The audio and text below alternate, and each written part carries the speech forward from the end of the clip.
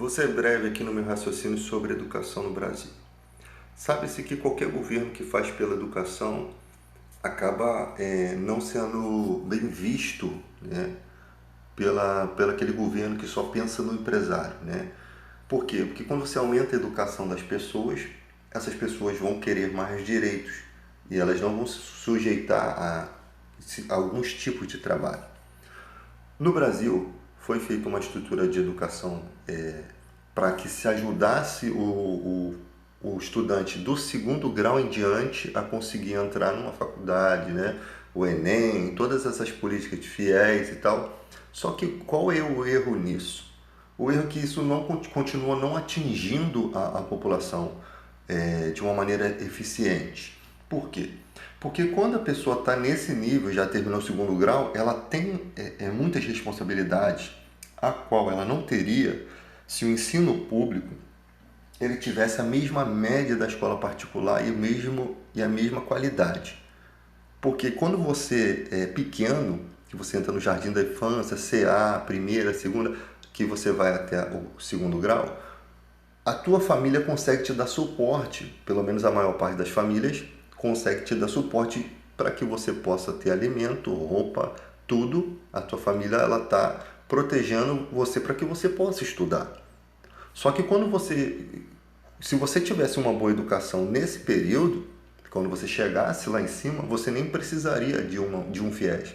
Você teria estrutura suficiente para poder desafiar qualquer estudante de escola particular em concorrer a uma vaga a uma universidade pública, tá? Ou uma universidade federal. Então, o erro já começa aí, porque quando você tem que fazer isso a partir do segundo grau, você já é adulto, você tem responsabilidade. Aí você tem trabalhos no Brasil que não te dá a oportunidade de estudar. A carga horária do Brasil é de segunda a sábado, né? De segunda a sábado, muitas vezes. O cara não tem tempo para dormir em casa, o cara dorme 4 noites por mês bem, que é aquela noite que ele não precisa acordar cedo, porque se você todo dia tem que acordar cedo e ir para o trabalho, aquela rotina vai acabar contigo.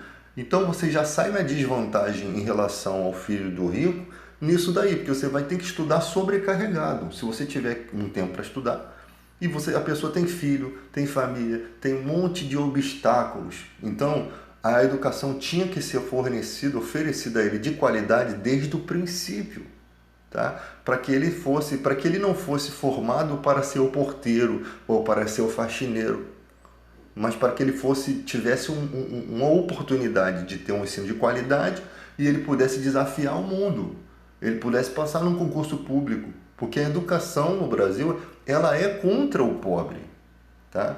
Você imagina se todo mundo tivesse esse nível de escolaridade e morasse dentro das comunidades? Você acha que essas pessoas iam aceitar que aconteça tiroteio dentro de uma comunidade onde, pô, você é advogado, você é um cara que é um engenheiro, sabe? Porque você imagina a Zona Sul tendo esse tipo de tiroteio, onde mora juiz, imagina o juiz desesperado, onde está minha toga? A toga toda furada de tiro. Você imagina, você consegue perceber isso? Que a evolução da educação ela vai proteger a sociedade também? Que a sociedade vai ter uma força, uma voz, vai saber falar, vai saber se defender. Porque no momento eles estão descartando a pobreza como se a vida das pessoas não valesse nada. Que na Zona Sul você não vê esse desrespeito que acontece, né? Se tivesse lá questões de drogas, essas coisas assim, com certeza não teria esse tipo de atitude de trocação de tiro, porque você vai trocar tiro onde tem um juiz, onde mora um desembargador, onde mora um juiz do STF, não ia acontecer, mas quando se trata do pobre é diferente.